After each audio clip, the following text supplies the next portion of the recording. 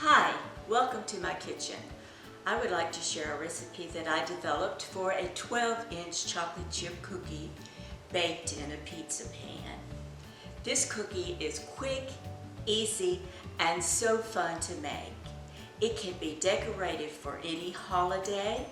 It's also wonderful for serving to your family a la mode with ice cream and maybe some chocolate sauce on top.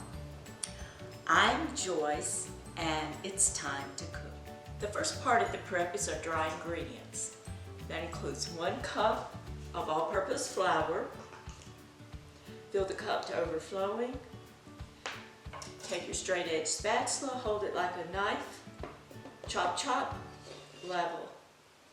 Put that out on a piece of wax paper so you don't have to wash an extra bowl. To that we're going to add 1/2 teaspoon of baking soda and 1/2 teaspoon of salt. Use your spatula and just combine those 2 ingredients. That's all the prep for the dry ingredients. Now for the wet ingredients. The wet ingredients will be mixed in the mixer.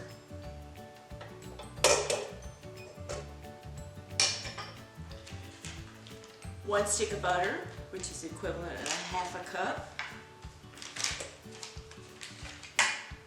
1/2 cup of granulated sugar. 1/2 cup of brown sugar. And 1/2 teaspoon of vanilla. I have this new blade for my mixer and I'm so excited about it. It has a self scraper on the edge.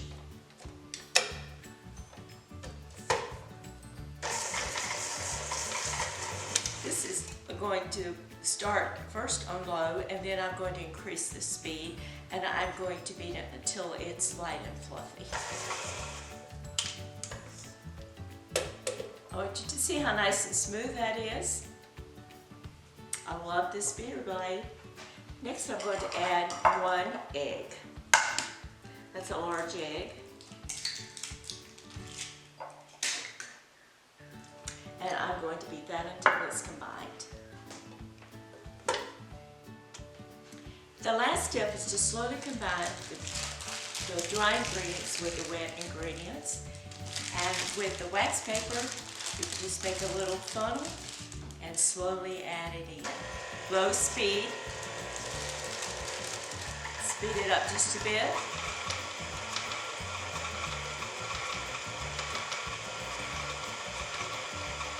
It's all combined. I'm going to unlock, raise, remove the beater blade. You can see inside how nice that looks. Then I'm going to scrape the beater blade. And notice when I was mixing, I did not have to do any stop and scrape. And that's because of this wonderful new blade that I bought myself for Christmas.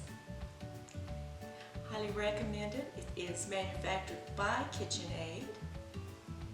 And it was easy to find my model number so that I would know once I ordered it, it would actually fit the bowl and work as it should. Alright, the last thing is to add in 1/2 cup of miniature chocolate chips. Miniature are going to work much better than full size in this large 12-inch cookie because you're going to have a good distribution. And you want to always hand mix chocolate chips, M&Ms, those kinds of add-ins when you're making cookies so that you don't break them up. Good distribution here, lots of chocolate chips in every bite. And now to pan it up and put it in the oven. You're going to spray your pizza pan with a food spray. You can also use a disposable pan if you like. And a little tip is to put your wet paper towel underneath so that it secures your pan before you spread your dough. Put your dough on the pizza pan Making sure you scrape it all out so that you're not leaving any of that good stuff in the bottom of your bowl. This is going to seem like a small amount of dough for the size of the pan, but you're going to be able, with a little bit of patience, to get it worked out.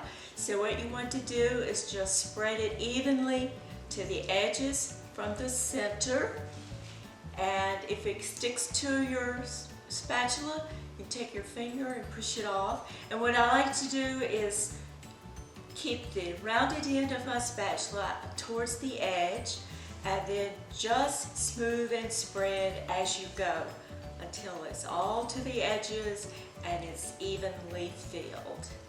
I'm going to work on that, and I'll get back to you and show you what it looks like when it's completely spread. Look at the cookie all spread in the pan.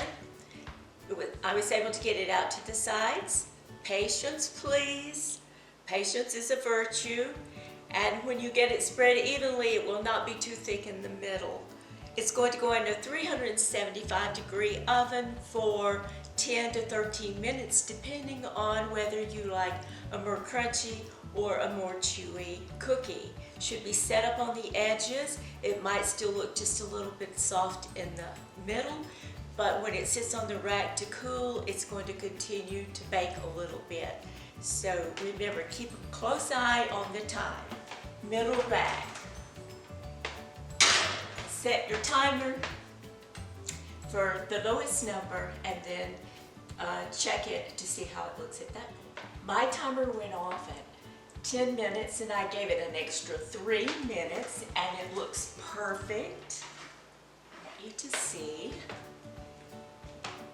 Nice and golden. It's a little more set on the outside edges. It's a little softer looking on the inside. So now I'm going to put it on a cooling rack and let it sit for about 10 minutes. Then, if it has not pulled away from the sides, you can take a straight edge, maybe a dinner knife, and go around it just to loosen it a bit, and then remove it from the pan. This cookie is ready for serving or for decorating. I've removed it from the baking pan. I'm going to put just a dollop of frosting in the center of a cardboard, and that's going to act as glue to hold the cookie down.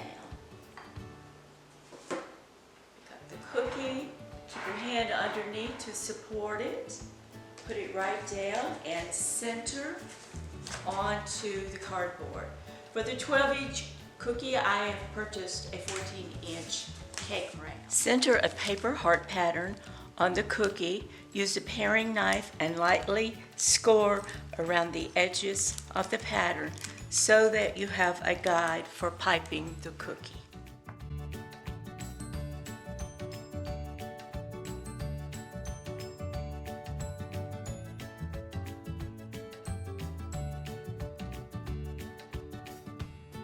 Place a star tip in a pastry bag.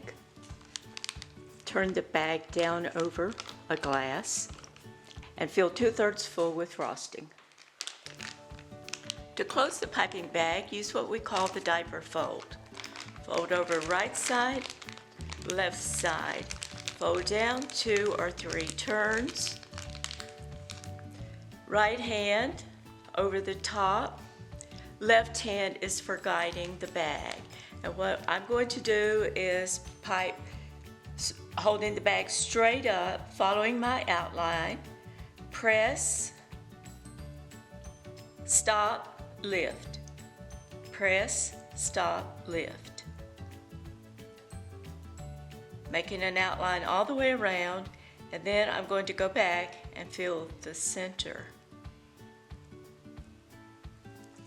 While the frosting is still wet, you can add some pretty little sprinkles if you like, just to kind of dress it up a little bit. This is another fun little addition you could add to your decorating. Either copy or freehand a design on paper, cover it with a piece of parchment paper. Use a pastry bag with a writing tip or a zippy bag and cut off a little tiny corner, pipe out, put in the refrigerator for a few minutes and let it set up so that it's hard, and then add that to your cookie. Ghirardelli milk chocolate melting wafers. This is what I chose to use for mine. Who do you know that you can share a food gift of love and blessings with? Someone in your family, maybe a shut-in from your church, a neighbor. Please leave comments, photos if you would like, and share with me how you use creativity to create a love gift for someone you know. Join me next time when it's time to cook.